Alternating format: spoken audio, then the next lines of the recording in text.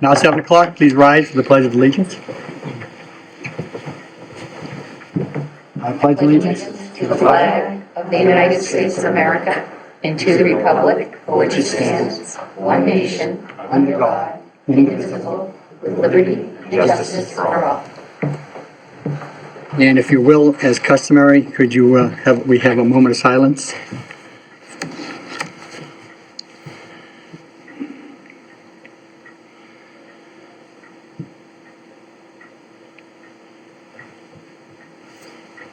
Thank you very much.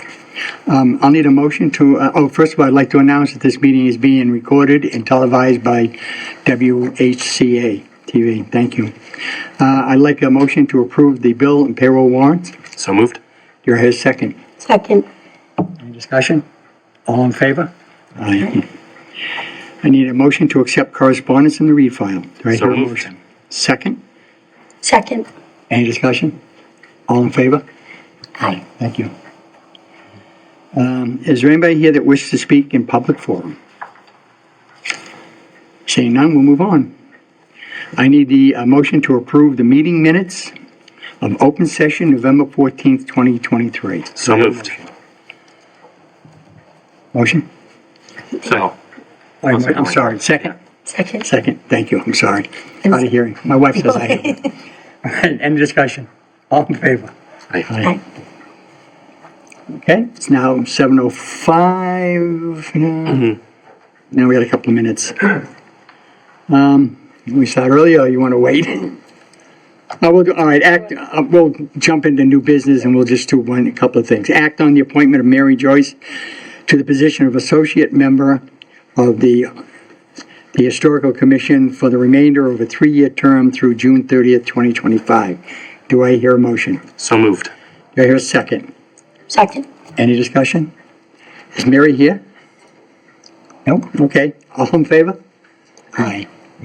So we got a minute. Act to declare the following as surplus materials to be disposed of by public auction or by other disposal means. A 2004 Ford Econovan, a 2007 Ford Explorer, a 2008 Jeep Liberty, a 2010 Ford Explorer, and a 2013 Ford Interceptor. Do I hear a motion? So moved. Do I hear a second? Second. Any discussion? Seeing none? All in favor? All right.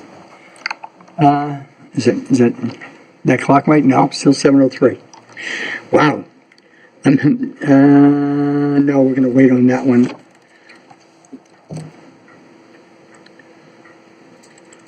Town administrators report? Huh? Do you want to do town administrators report? Sure, go for it. Okay. I'd just like to remind our viewers about a few upcoming holiday events in town. In the month of December, this Sunday, December 3rd, the Southeastern Philharmonic Orchestra will be performing in the Town Hall Auditorium at 2:30 p.m. This event is being sponsored by the Cultural Council, and admission to this event is free. Friday, December 8th through Sunday, December 10th, there will be a holiday tree lighting event. And on Friday, that will be from 4:30 to 7:30, Saturday from 3 to 8, and Sunday from 4:30 to 7:30. Also, Friday, December 8th and Saturday, December 9th, there will be a holiday vendor event, and that will be in Town Hall. And there will be all kinds of different companies there, and all proceeds from the event will fund Dollars for Scholars scholarship awards, and donations are greatly appreciated. So there's a lot going on there. And then December 14th, there'll be a South Shore VOTEC Forum at Town Hall in the Selectmen's Meeting Room at 7 p.m., where the Superintendent Thomas Hickey will discuss the MSBA project being proposed by South Shore VOTEC, and all residents are welcome to attend. Okay, thank you very much. And do you want to go on, we still got almost 10 minutes. You want to go on the municipal choice program? 7:05. No, we're good. Huh? 7:05. Not No, we've already done that. It's going to be 7:15 for the public meeting. I think, oh no, wait a minute. 7:05. That's it. All right, 7:05. Good. All right. Now, I'd like to open up public hearing for the proposed of determining a residential factor to be applied in calculating the percentage of the tax levy to be borne by each class of real estate and personal property for fiscal year 2024. And I see we're going to have a presentation from Wendy. Is she going to do it? And Dan, just one comment, if I may. The town has always voted a single tax rate as opposed to a split rate. So I just wanted to mention that as well. Okay, thank you for having me. I'm Wendy Jones, the Principal Assessor for the town of Whitman, and just want to bring you up to date on where we are right now in the process for fiscal '24. We have our approved values by Department of Revenue for the valuation of all classes within the town of Whitman, and we also have approved new growth, which is majority new construction. So we're going to move right into the tax classification hearing, which is a requirement for the select board to vote on whether to split the rate, and also a residential exemption and commercial, small commercial exemption. So this kind of outlines what I just touched on, but this is the point at which we can vote to distribute based on the percentages of the levy in each class and shift the burden with factor ratings from the residential to the commercial, industrial, and personal property classes. So this is something that we do every year based on when the values have been approved and adjusted based on the sales. We primarily look at the 2022 sales. They have to be valid sales. Those are also approved by the Department of Revenue. Based on those sales, it determines how much we adjust each class and what types of adjustments we do for each class. So every year we're looking at the sales from 2022, but we're also looking at the properties in terms of the assessment as of January 1st. The nice thing about the town of Whitman is you are a Chapter 653 community, which allows you to assess new growth, new construction beyond the January 1st date. As well as send out supplemental bills on new construction. So we are in an interim year. It's different from a reevaluation year. Every 5 years, you revalue in a land residual and a deeper dive analysis, all the classes, both in land and building. So the last revaluation year was fiscal '22. So here we are. These are the values that have been approved. Residential, we don't have open space, commercial, industrial, and personal property. The percentages of your residential class value is 89.49%. The combined commercial, industrial, and personal property percentage of the value is 10.5016%. So these are estimated numbers that are going to be finalized and approved by DOR. So these are just what the working numbers that we have right now. They're pretty close. So the 50,522,000 and change is everything that has been voted on at town meeting, a special town meeting. And then you've got the estimated receipts, some reimbursements, cherry sheet, et cetera, at the 18,542,000. That brings us to the tax levy, which is 31,979,000 and change. That is the levy based on last year's levy, plus new growth, plus 2.5%, plus 2.5%, then new growth, and then the debt exclusion. And we haven't exceeded that, so that's good. So this is where we get our calculation for the tax rate, which is the tax levy at the 31 million divided by the total value of the town, which is the 2 billion at the top. So those two red numbers at the top. And then we've got our classes broken out to show you what percentage of the levy would be applied. And this is a single tax rate at this point.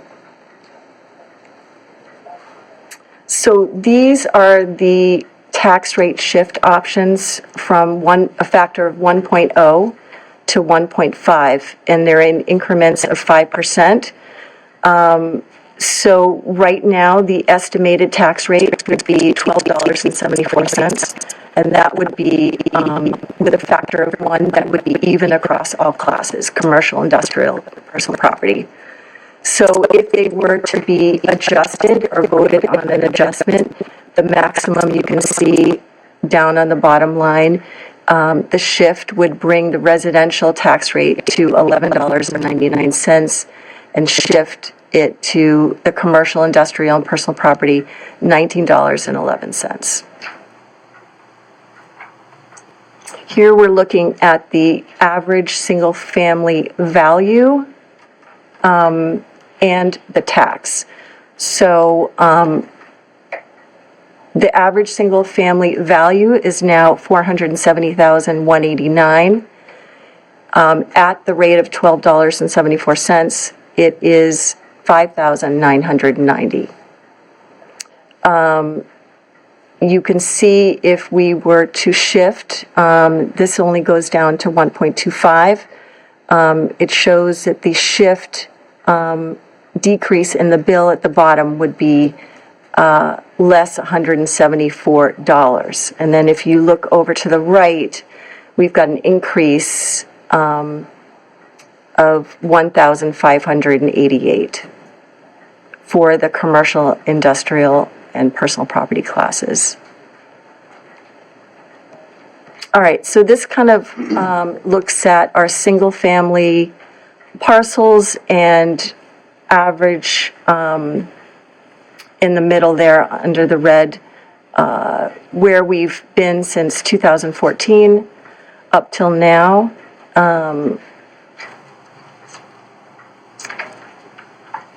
So, you know, a slight increase of $283.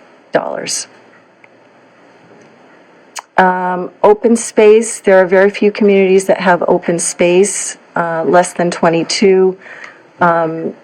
It's not something that we have in this town, so we don't need to do a deep dive into that. The small commercial exemption applies to, it's an exemption for small businesses valued at $1 million or less, with 10 or fewer employees that are certified by the Department of Labor and Workforce Development. I think last time I saw the submission comes to our office, it was about 211. So that's quite a lot. So this is an annual application exemption to the assessor's office if this were to be adopted, and we'd have to look at payroll, all the financials, and the exemption actually goes to the property owner, not to the business applying for it. And if it's a structure with multiple units that they rent, all of the renters would have to be approved in order for the whole property to apply. The residential exemption is also a slight shift to the higher priced homes if adopted. It typically is in communities when there's, on the Cape, where there's seasonal properties, a lot of rental properties. The board has not voted to recommend this at this time. So the Board of Assessors has voted the following recommendations for a residential factor of 1 to be adopted for fiscal 2024. They voted no on the small commercial exemption, and they voted no on the residential exemption. And at the moment, the excess levy capacity is estimated to be $4,435.48. And that's it. That's it. Thank you very much, Wendy. Does anybody have any questions to ask Wendy about the presentation or any concerns? Seeing none, I'd like a motion to, Dan, just point of order, it is a public hearing, and I think. oh, I'm sorry, yes. Sure. Sure, yeah. Sorry, Joe. I actually have several questions, so I'm sorry to Okay. delay this. Imagine. I didn't see you raise your hand, I'm sorry. Yeah, that's okay, I was hiding. John Galvin, 41 High Street. So can you go to page 6 Yep. that shows the tax levy? You mentioned that the total estimated receipts right now are estimated. They're not actually approved yet by the DOR or certified in any way? So I can speak, the assessor's office does not make those entries Right. into the tax recap, but the DOR does approve those amounts. But has not yet done that? To my knowledge, not yet. Okay. Yeah. All right, so staying on that page, and I'm not sure if this is a question for you or a question for Mrs. Carter, that the tax levy, you mentioned that it was determined by taking last year's and adding 2.5%, and then adding the new growth, which was actually quite substantial this year. And then we added on the debt exclusion. Now, the debt exclusion amount I'm looking at is a little over $1 million. So in looking at that, I'm making an assumption that that is just the exemptions for the police building and Whitman Hanson High School. I mean, the DPW. So am I assuming that there's none exemptions taken this year for the middle school exclusion? Because I'm assuming now that we are out of the feasibility study, that there will be significant expenses this year as we move forward in design.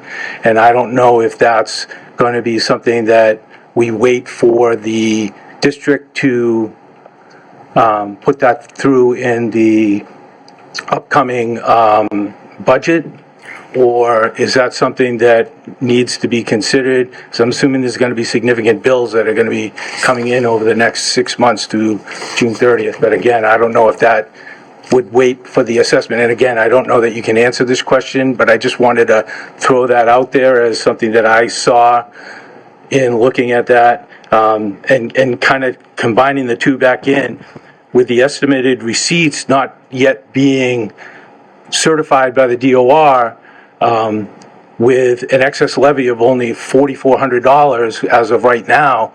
If there are any estimated receipts that are not necessarily approved, so that number comes down a little, do we still have room to adjust? I don't know how that works. Again, I'm just throwing that out, because I've been looking the last couple days on the DOR website, and I haven't seen that our estimated receipts have been approved for fiscal '24. Okay. So that's kind of my comment and question there. So as far as the debt exclusion amount, I'm assuming that there is nothing in there for the middle school, and the district is just going to have to wait until they assess us. That would be correct. So Okay. normally, and I'm speaking, as a former treasurer collector, but I would prepare the DE1 form, which is for the debt exclusion. And that's what we have on the books that has actually been bonded. So that would be the two that you spoke of. We have not done any borrowing yet for either the DPW or the middle school. So those numbers would not include anything for that. As far as your other question, it was a question that I had asked about the excess levy capacity. That is quite low. It's good, actually, as long as the numbers are right. It's excellent, it's taxing close, to the yeah. max. But Kathy may want to address that, or Wendy, I'm not sure which on that. Yeah, so what I can say about the estimated receipts is that they're never approved until you submit to the Department of Revenue to set the tax rate. Okay. This classification hearing has to happen first. Okay. Tomorrow, I'm sure Wendy will submit to the Department of Revenue the fact that the classification hearing has been heard, that we're going with a single tax rate. And it's at that point we get feedback from the Department of Revenue, and we are able to make adjustments. Okay. At that point, and that will determine up or down that excess levy. Gotcha, okay. Thank you. Well, obviously, we can't go much lower down. With excess levy, No, would only that's- go up probably. No, there was one year, I must say, the excess levy capacity was $74 and Yeah, something. as I say, it was almost zero, yeah. Okay, sorry again, more Okay. questions. Could you go to slide 10? Sure. You mentioned the average single-family value. It's actually a number that has been used a lot in the last year in discussions with the middle school. And I actually had a discussion with Mr. Evans. Is that actually only single-family homes, or does that average also include multifamily homes? Only single-family homes. Yep, yep. Okay, so in a lot of the analysis that we were doing on the middle school, we were just seeing how it affected single-family homes and not necessarily multifamily homes. So I don't know if that's, I won't get into that. That's a middle school question. Okay.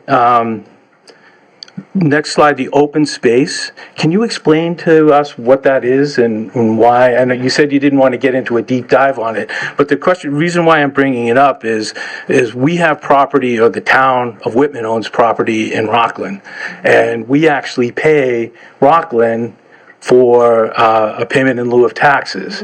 And you know, it's like $500 a year. And that's just open space, it's woods. So I'm curious what the difference is between what we own in Rockland and pay Pilot on versus what an open space would be in Whitman, and what that might necessarily, you know, is it something that we, Well, I guess I don't know what it is. What I can tell you is we don't have tons of open space in Whitman. Usually, open space class is in much more rural communities.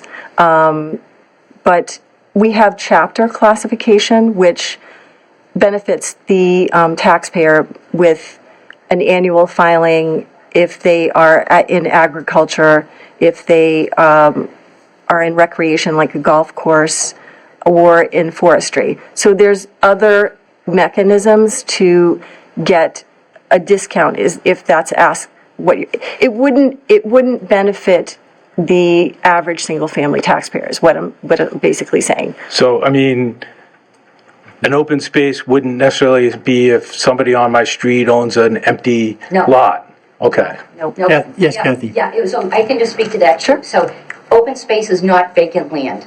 Two different things. Open space is its own class of property. We have nothing in Whitman that is Okay. in the class of open space. We have vacant land, yes. You can see Different. why, being on the Camp Alice Carlton committee with me, Yes. you can see why I was curious where we could come up with something there. So, one more question, I guess, is residential exemption. I sat here last year at this meeting, and I voiced my concern over the impact that the taxpayers were going to get hit in the next year, 2 years, 3 years. Two of those projects have been voted and approved by the voters of Whitman, being the DPW building, the Whitman Middle School building.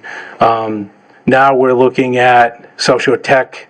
Probably this time next year, we'll be looking at a vote to approve that. I don't think that'll come in until, what, 2026? January 25th is when the vote is. Yeah, January 2025. Yeah. My point is that low-income residential exemption, seniors, as I've had discussions with Mr. Evans on, in my opinion, there's a crisis with that class. Low-income seniors. We're not going to have a whole lot of say in South Shore Tech. South Shore Tech is going to be a district-wide vote, majority win. So Whitman could vote entirely no, and all the other towns vote yes, and we own it. And we own a significant part of it. So I stand here challenging the Board of Selectmen to start taking the lead instead of just letting all of this happen. And that's what I believe. In the last year, this board just let this all happen. The DPW building, the Whitman Middle School building, and it all happened. And yet, we've got taxpayers, seniors, low income, who are at significant risk of being forced out of this town. And I challenge the Board of Selectmen in the next 6-7 months to take the lead of figuring out how we can help these low-income people, how we can help our seniors. I understand it's gonna push the burden on to the other taxpayers, but we have to do something in order to help those taxpayers out. And I'm done. Thank you. I can Anybody else have any, come up there, or can I just talk? yeah, you're a member of the board. So, John, I definitely appreciate your comments around concern for the seniors, and we, as a board, have already decided that we're going to leave no stone unturned for every exemption increase or every exemption that is available to the seniors and the veterans in this town. So just so that the public knows, we are very much aware and in tune to that, and we're going to do everything we can as a board to help the seniors in every possible way we can. So look for more articles coming up for town meeting, but just to address John's concern, we are definitely looking at that. So, that's all I have. You have any other comments? The only comment I have is, I've been between the FinCom and Board of Selectmen 30 years, and we've always done a factor of one. Why? Because by not doing a factor of one, and we put extra burden on the businesses in town, what's gonna happen is we're either gonna drive the businesses out of town, or they're gonna increase their prices.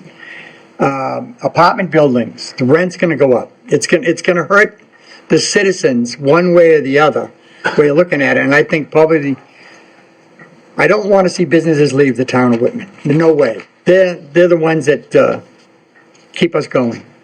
And we can't lose that. I understand the seniors will have issues, but there may be other aspects that we could do to help the seniors.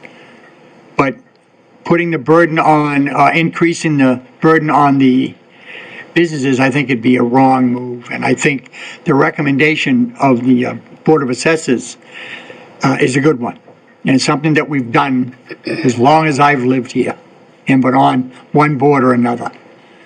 So, does anybody else have anything to say? Yes. I would just, first, I agree with you. I think it's great, and the town has done a factor of one continuously and not adopted these exemptions for a reason. I would say I know a couple of other towns have started looking at tax exempt properties in their town, and any that have to come before their boards for licenses or something, looking at trying to negotiate a pilot payment from them. So taking some tax exempt properties in town and seeking some payment in lieu of taxes. This is more common with like a university or something. In Whitman, it would be churches. We probably don't want to touch that, but like a VFW or something that seeks an alcohol license is an exempt property. Right. It's something to consider before we start going down the path of maybe the residential exemptions in a town that's 70% owner-occupied homes. Right, we can start looking at our licenses, whether it's liquor license or a restaurant license or selling automotives, whatever. I mean, we may want to look at that. I know that at one time or another, we have increased certain things in the fire department as far as costs of running the ambulance or whatever. We've increased percentages and stuff like that. So we may want to look at that factor. But my opinion, and I just can't see going, the Board of Assessors, they're professionals, they know what they're looking at, I appreciate John, I know what you're saying, and you're trying to protect the seniors, and believe me, I'm a senior. So, right? But we have a town to run, and businesses are a big part of it, and to put the extra pressure on them, I think we don't have a big plaza, we have a Stop and Shop. That's the biggest thing, right? Other than that, we're not a Hanover, we're not a Norwell, right? We're not a Braintree, Central Plaza, we don't have that. We have small businesses, and they rely on being fair to them, and I just don't want to chase them. That's it, my opinion. So, that being said, does anybody else have anything to say on the issue? Seeing none. I wanted to say something. Oh, go ahead. I wanted to agree with you, and I apologize to the residents because I only came on in May, and I agree. I don't think it was the past year. It's been 4 years that school was in the works, and it's been a very long time DPW has been trying to get fixed. So I hope that now we've all kind of swallowed this big pill that we can work together as a community. And I'm concerned that we keep forgetting, you brought up the low income. And then we keep going back to seniors, which I am also very much myself. But low income is huge. There are people suffering. And I have made note of that several times of what not being able to pay your bills does to a family. It's very destabilizing, and it affects across the board. So I look forward to working with anyone that can come up with suggestions to help people in general that are going to need help with this. And then the future projects be looked at with many eyes and maybe different ideas, not just one or two. But I really appreciate all the work that you've done, and I appreciate you bringing that to the attention. That being said, do I hear a motion to go with the recommendation of the Board of Assessors of a factor of 1? And what was the other items that do we have to vote on? Wendy? Yes, yep, let me get. We just have to go with the factor of. Yep, right here. Right, and Exemptions. factor of 1, no on vote, their recommendation of a no on small commercial exemptions and a no on residential exemptions. So moved. There is a second. Second. Any further discussion? All in favor? Aye. Aye.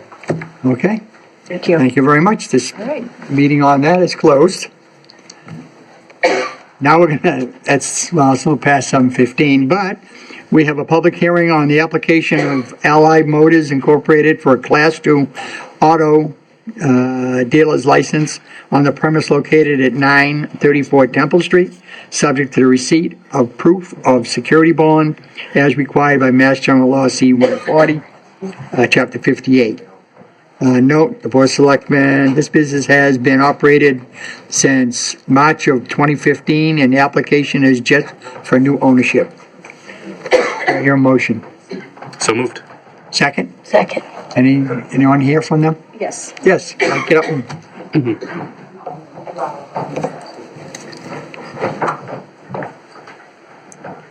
Good evening. Hey. Thank you for having me tonight. Let me introduce myself. My name is Eugene. I'm the new owner of Allied Motors. So, I want to give you a little background of what I did before. I've been in the town of Whitman for about 10 years. I used to be a sales manager and finance manager in a local dealership. It's Auto Sales Express. Actually, it's on the same street, on a Temple Street. So finally, I went up, I saved some money, and I bought a dealership from a friend, which is next door. I opened last month. It's been completely renovated, and I'm hoping to stay in town and make more business and bring more people here. Well, welcome. Congratulations. Thank you. And welcome. Okay. Have we motioned in second, have we voted on this yet? We motioned. Huh? We have a motion and a second. Okay, any other discussion? All in favor? Aye. Aye. You're all set, sir. Congratulations. Congratulations. Yeah. Good luck to you. Okay, where are we now? Under new business, amend the senior citizens property tax work-off program policies with respect to the amount of the real estate property reduction in accordance with Mass General Law 59, Section, 5K? Okay. Right? So in May, annual town meeting, May 2nd, 2022, Article 47 was the Senior Citizen Tax Work-Off Program expansion. And the town unanimously voted to accept the provision of the Mass General Laws, Chapter 59, Section 5K, permitting the town to allow a maximum reduction of the real estate property tax bill for the Senior Citizen Property Tax Work-Off Program to be based on 125 volunteer service hours each year. In July of 2020, at a Board of Selectmen's meeting, July 12th, a vote was taken to adopt the Senior Citizen Property Tax Work-Off Program policy as was presented that evening. And under provisions of the policy, item J, the senior tax work-off employees, it read, shall be compensated through a reduction on their real estate property tax bill at the existing hourly minimum wage rate as determined by the Commonwealth of Massachusetts. Unfortunately, those two votes combined, 125 hours at the current minimum wage of $15, exceeded the amount allowable by the state. So MGL Chapter 59, Section 5K states that no such person shall receive a rate of or be credited with more than the current minimum wage of the Commonwealth per hour for services provided pursuant to such reduction, nor shall the reduction of the real property tax bill exceed $1,500 in a given year. This year, the exemption being processed on the January 2024 actual real estate bill for the hours worked in fiscal '23 will need to be the $1,500 for those senior citizens that worked 125 hours. Last year, the reduction was $800 based on $100, 100 hours, I'm sorry. So that was $8 an hour. Right. This year, it's $1,500 for 125, which computes to $12 an hour. So it's a large increase, and the exemption went from $800 to $1,500. So one thing the board could do that I would recommend is just to amend the senior work off policy to read, let's say, the senior tax work-off employees shall be compensated through a reduction on their real property tax bill at the existing hourly minimum wage rate as determined by the Commonwealth of Massachusetts. However, no such person shall receive a reduction of the real property tax bill that exceeds the amount stated in MGL Chapter 59, Section 5K. Okay, which is? Which is saying that right now, it states $1,500, which without an amount stated, if the state goes up, then the town will be allowed to not give any more than the minimum wage. But if it were to go up to $2,000 and somebody worked 125 hours at 15,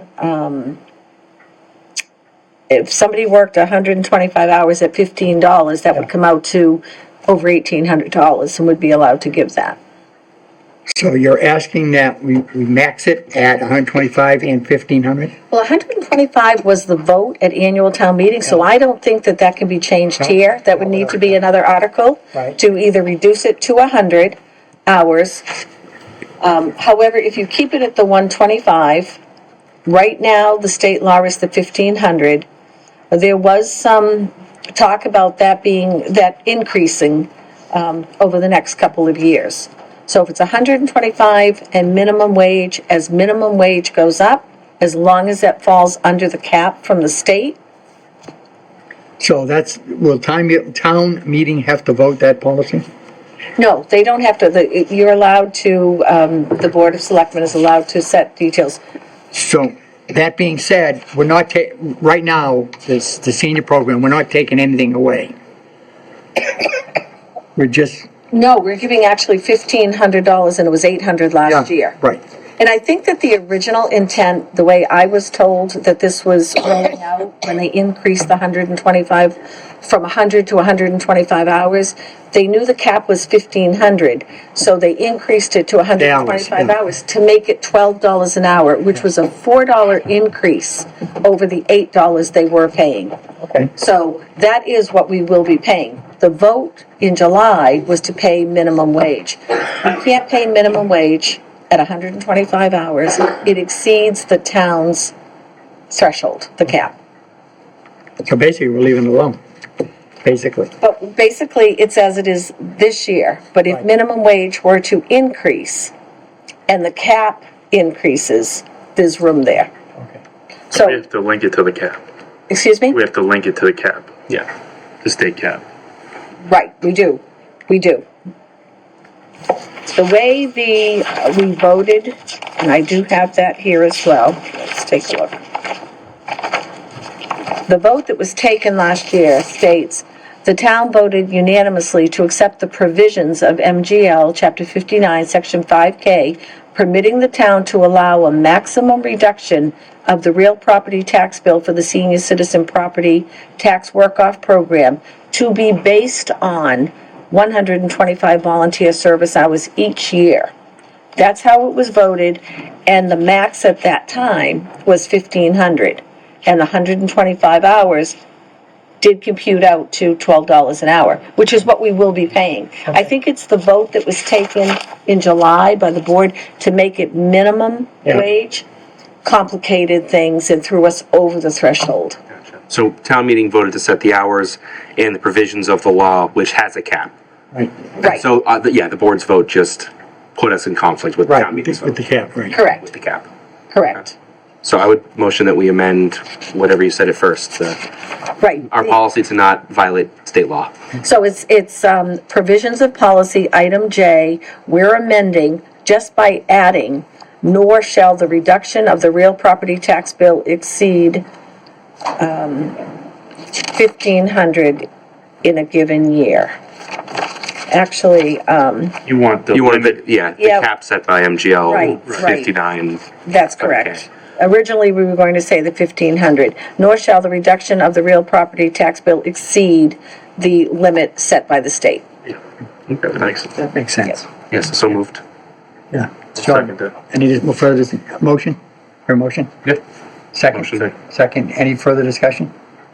All right, I just want to make sure we're not taking, I know we just get through talking about the tax, I know. factor one. I know. And I'm saying, whoever works the program, and I think the seniors that work the program, a lot of seniors have been doing it a long time. You know something? They know what they're doing, and they help out, and we don't have to hire, more employees to get their job done and benefits. So, I mean, they provide a great service. Absolutely, So- and I can say from the treasurer's office, that we have a senior right now in there that is able to, go through the bills Right. and code them and add them, and it's such a joy, such a big help. Yeah, exactly right.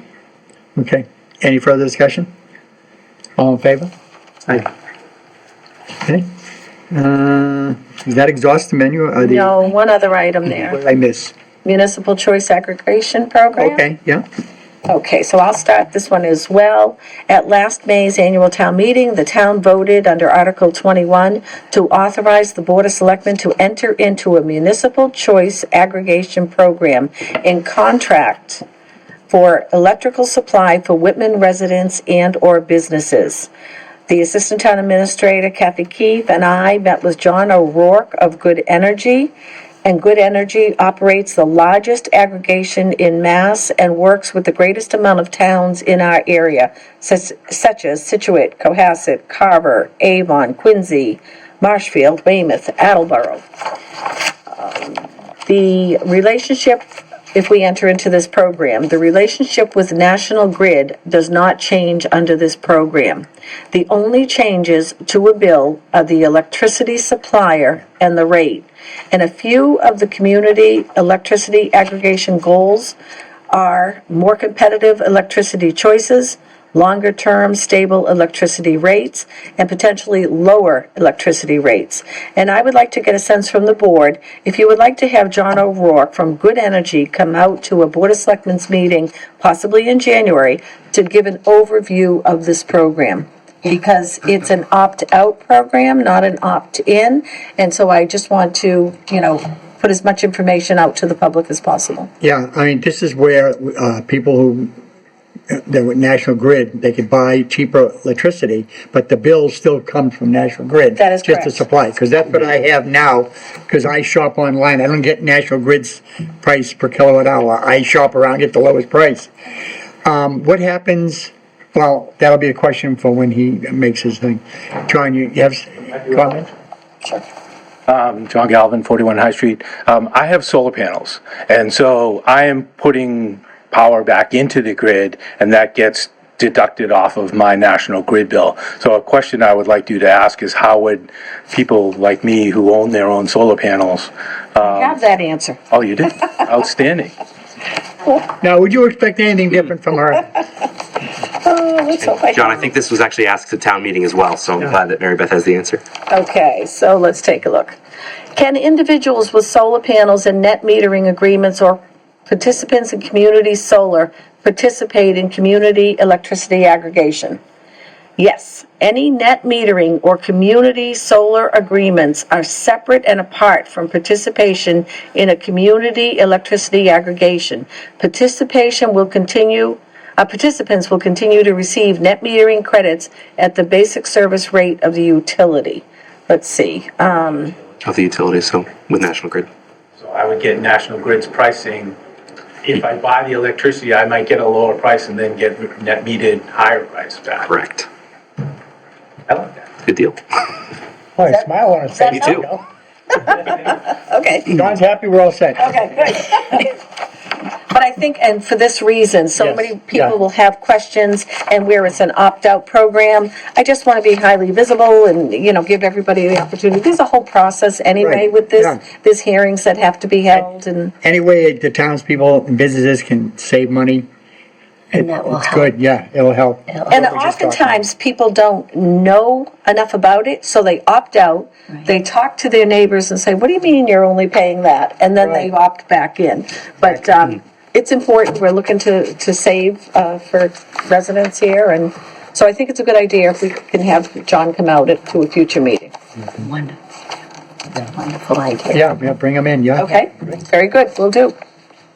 Is that it? Excuse me, before you adjourn, I have a question about a prior vote regarding the minutes of the November 14th meeting. Mr. Evans moved to accept and Laura seconded it, but she was not present at that meeting. We needed someone else to second that, or? Oh, thank you. Okay, then I'll look at that. You don't need to. Our practice is usually to abstain from votes Right. that you, but Which is what we done in the past, I wasn't Yeah. sure. Right. All right, so, yeah, there's no problem voting on a meeting that you attend. Okay, Yeah, thank you Okay. for clarifying. yeah. I wasn't even aware. that being said, that exhausts the agenda, right? Yes, All right, looking for a motion to adjourn? So moved. Any discussion?